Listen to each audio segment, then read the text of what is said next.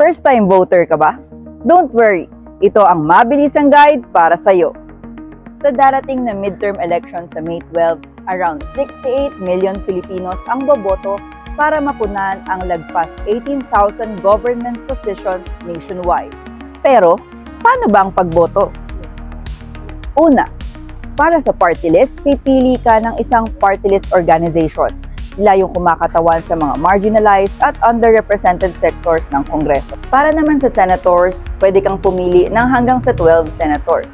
At kung gusto mo, pwede rin namang less than 12. Sabi nga ng COMELEC, it is better to undervote than to overvote.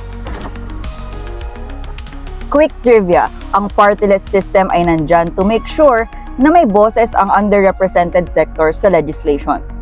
Sa Senate naman, staggered ang elections, meaning kalahati lang muna ng senators ang iboboto o ihahalal kada 3 taon. Makialam, bumoto at makiisa sa diskusyon. Tandaan, ang boto mo ay hindi lang para sa'yo, kundi para sa bayan mo. Kaya naman, vote wisely mga katribo.